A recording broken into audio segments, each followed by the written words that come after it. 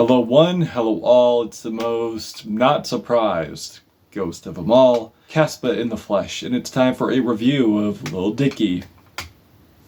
Dave soundtrack. Lil Dicky is a California rapper, and this is his second studio album, which is a soundtrack for his ongoing series Dave. And truly and honestly, I do think Lil Dicky is probably one of the worst rappers out right now. And I know what you're thinking. You're probably like, Cass, Lil Dicky, the worst rapper? He's got bars? He's got flow? No.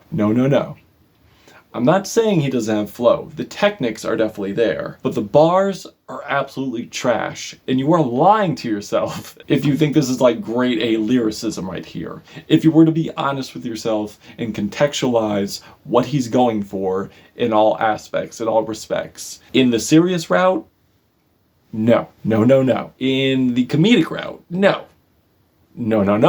Because none of this is funny at all. At least not to me. Maybe to you, but to me, no. I see no humor in this whatsoever, and where he's trying to be serious, he throws some silly shit in there, or contradicts himself with a very unserious song after he tries to do a serious song. And he opens up the album just ranting, saying, I hate my old stuff, man. My old stuff's trash. I got the good stuff, man. All that stuff before, I'm not standing by it. Which gives you the illusion he doesn't want to make silly songs anymore, while simultaneously making a song called Fruits and Vegetables, where what it sounds like we're getting is the cringy diatribe of a wannabe edgy preteen who's like, I don't eat my vegetables, man, but I eat pussy though. I also want to add how cringy it is to also bring kids onto this track to do the group vocals or choir vocals or what have you.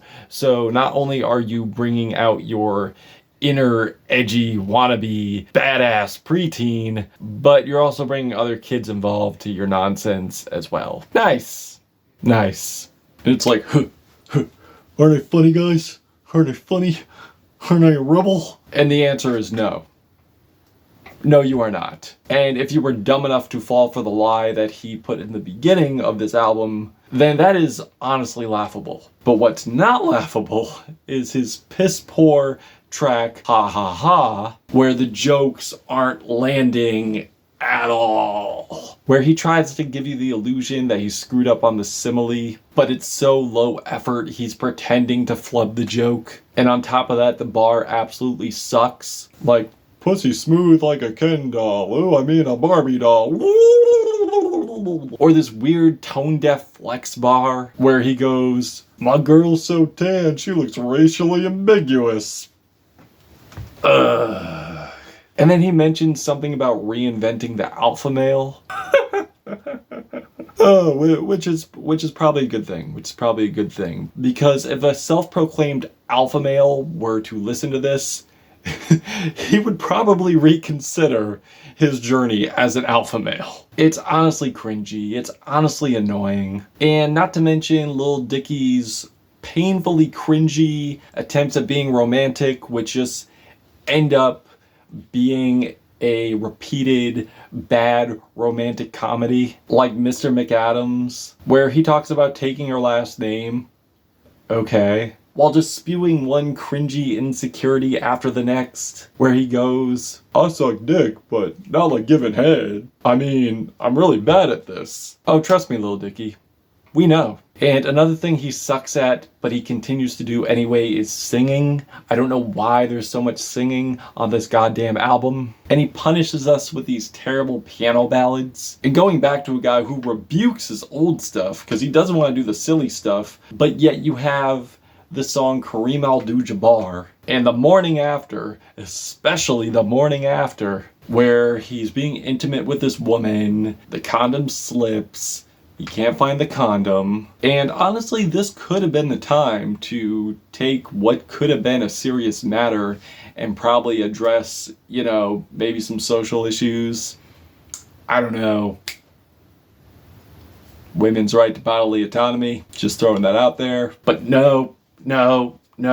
No, we get a very goofy, awkward situation, and I don't know why, but this track is 3 minutes and 6 seconds, and I swear to God, the pacing of this track makes it sound like it's forever. Makes it sound like it's forever. That's how mind-numbingly stupid and stagnant and oddly paced this song is. And Harrison Ave, I will give it credit, this is probably the best beat on the entire album, which kind of reminds me of Vintage Ye or Common, where we just get a cringy flashback of Dicky's teen years, which, again, another bad romantic comedy scenario, where he meets girl, he's friends with girl, girl meets a guy, he falls in love with the girl and him get together, weird situation after weird situation. And spoiler alert, they do end up together, but then guess what? Another spoiler alert, they end up breaking up.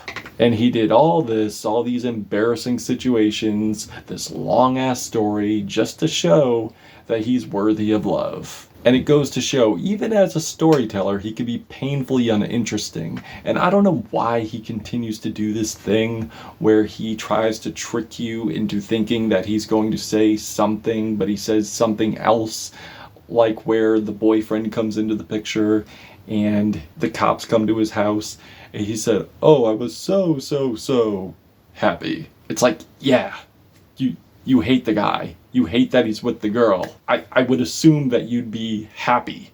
But yeah, again, cringe, embarrassing, but not nearly as embarrassing as Lil Dicky being a Jewish man and still have a track where there's a clip of him praising Kanye, where Kanye has spewed anti-Semitism after anti-Semitism, proving to be one of the biggest anti-Semites in rap.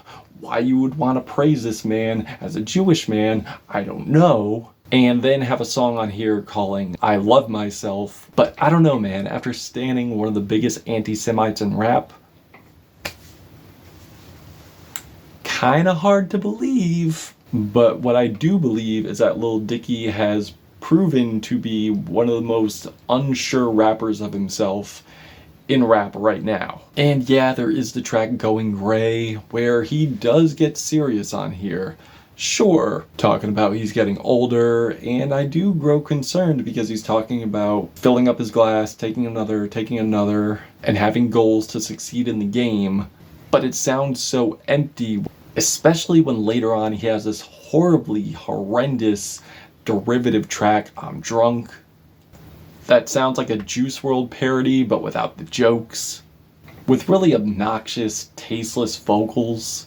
And he ends this off with a freestyle, but it's not really a freestyle, it's more of him just poorly singing about a song that goes absolutely nowhere. And if you're morbidly curious, there are bonus tracks on here. And if you want to hear a song about Lil Dicky exposing himself to a crowd of people not of age, then going to jail, and then spewing a barrage of racist accents back to back,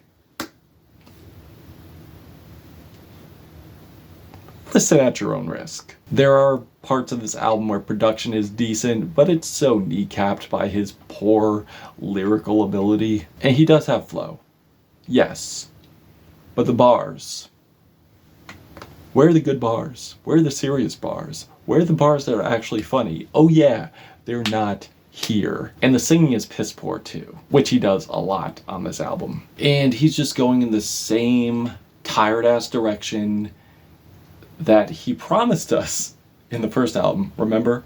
He promised us some serious tracks. Where are those? Not here. Like, I thought we were gonna get like some serious game-changing tracks, but no. No. We didn't get those.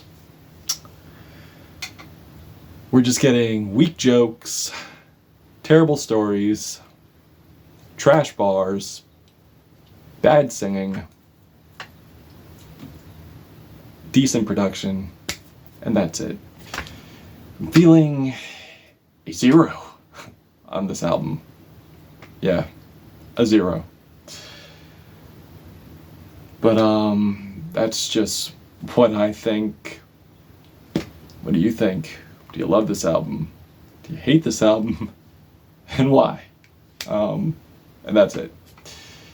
Caspa, Gothic Ghost, Lil Dicky, Dave soundtrack. Till we meet again.